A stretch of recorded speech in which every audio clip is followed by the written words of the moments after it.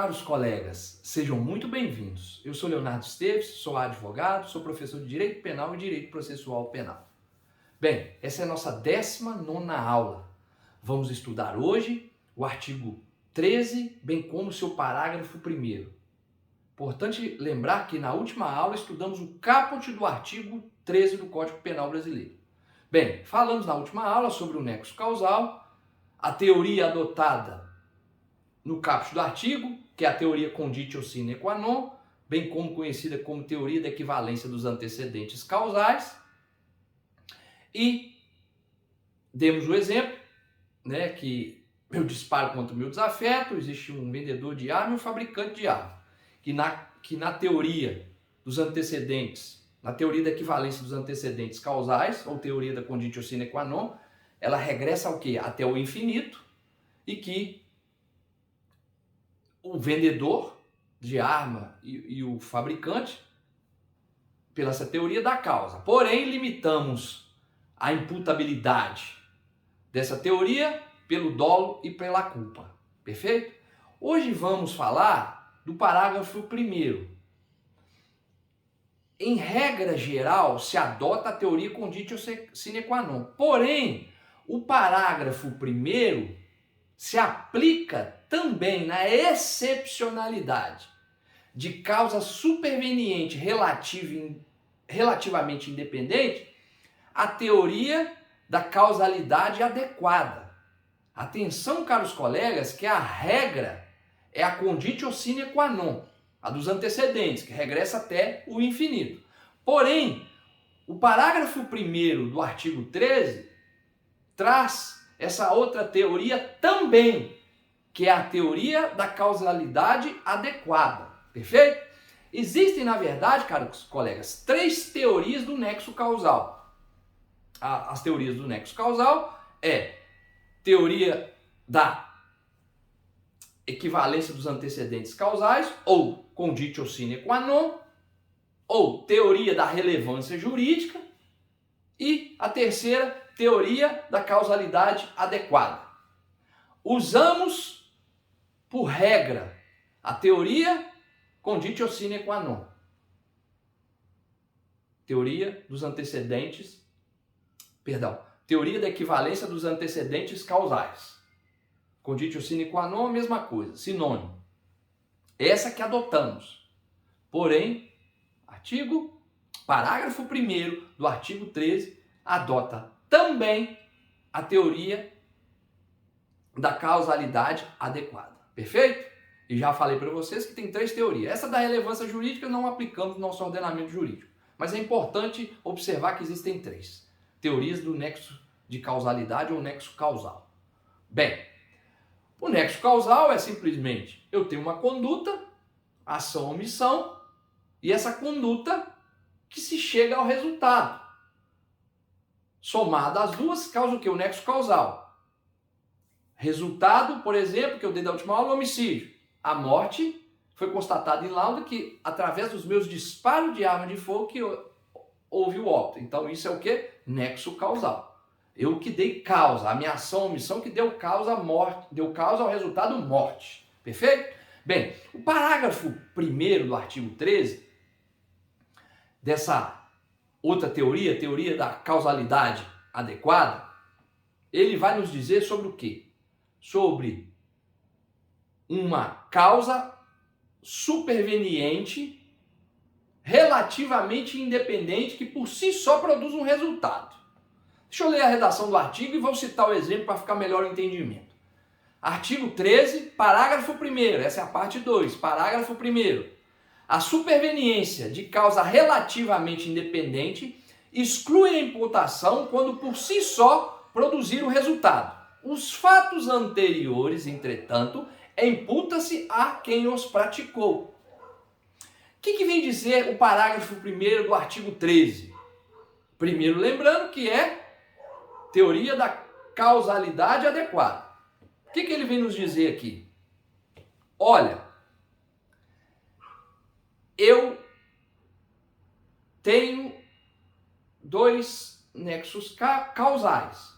Primeiro nexo causal, vamos dar o exemplo, vamos ilustrar o exemplo. Primeiro nexo causal. Eu disparo a arma de fogo contra o meu desafeto. Porém, nesse caso, ele não vem a óbito. Primeira causa.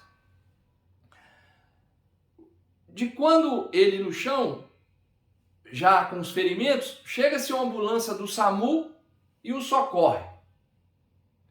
Em direção ao hospital, ele convida, ferido pelos meus disparos de arma de fogo, mas convida, se envolve essa ambulância que o conduzia ao hospital, um acidente de trânsito. Olha aí a causa superveniente relativamente independente. Ele dentro da ambulância em direção ao hospital, há-se um acidente de trânsito, estava ferido. E pelo acidente de trânsito ele vem a óbito. Foi constatado em perícia que ele faleceu, foi a óbito pelo traumatismo craniano. Bateu a cabeça na ambulância por causa da batida da cabeça na ambulância que veio a óbito. Não pelos meus ferimentos. Olha isso aí. Primeira causa é o quê? O Leonardo ter disparado a arma de fogo contra ele, ferido. A segunda causa é o quê? A causa superveniente. É o acidente de trânsito que causou traumatismo craniano, ele bateu a cabeça e levou e foi a óbito por ter batido a cabeça na ambulância, traumatismo craniano. Essa, caros colegas, é uma causa superveniente, que diz o parágrafo 1º do artigo 13. O que nós temos a observar pela redação do artigo? Se essa causa superveniente, ou seja, ter morrido na ambulância por traumatismo craniano, ela por si só produziu o resultado morte? Sim, produziu. Então, o que o parágrafo 1º diz? Então, o resultado a mim, Leonardo, por mais que ele esteja na ambulância por causa dos disparos de arma de fogo, esse resultado morte não pode ser imputado a mim. Eu não posso responder pelo homicídio consumado. É isso que o parágrafo 1º nos diz. Então eu respondo por quê? Homicídio tentado. Por quê? Eu executei a ação de disparar meu desafeto, mas por circunstâncias alheias à minha vontade, ele não foi a óbito. O que levou ao óbito do meu desafeto? Foi o traumatismo craniano. Então essa causa superveniente, relativamente independente, relativa porque a primeira causa fui eu, relativamente independente, por si só produziu o resultado morte, traumatismo craniano. Então Leonardo responde por quê? Tentativa de homicídio. Artigo 121 combinado com o artigo 14, inciso 2 do Código Penal Brasileiro. Lembrando que a teoria nesse caso que usamos é qual? A teoria da causalidade adequada. Porém, não deixamos de usar a regra do Código Penal, que é a teoria conditio sine qua non, a que regressa ao infinito. Vou explicar como. Na verdade, eu fiz o disparo, ele morreu pelo acidente da ambulância, mas eu não descarto, eu não deixo de usar a teoria para o vendedor de arma e para o fabricante.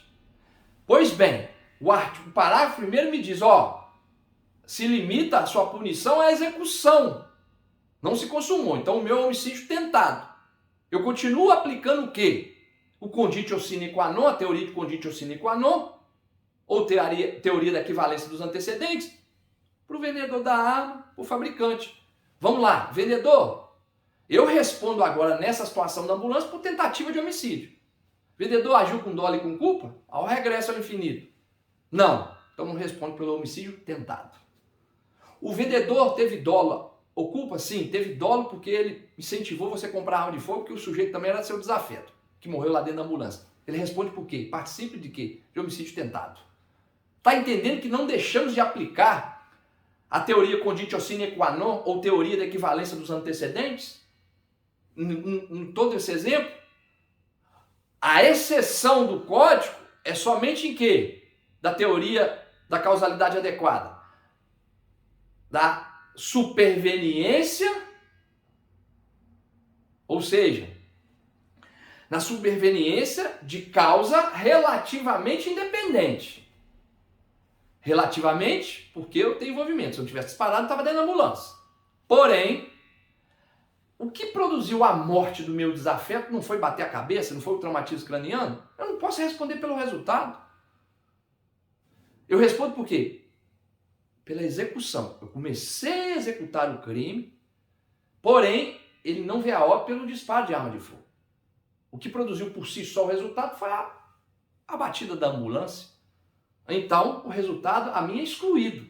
Mas não deixa de ficar impune. Você responde sim por tentativa de homicídio. Mas você não chegou ao resultado. Perfeito? Então, recapitulando, mesclamos aqui a teoria. Superveniência de causa relativamente independente, ou seja, lá dentro da ambulância, por si só produziu o resultado bater a cabeça, que não teve nada a ver com os disparos, apesar de estar ferido.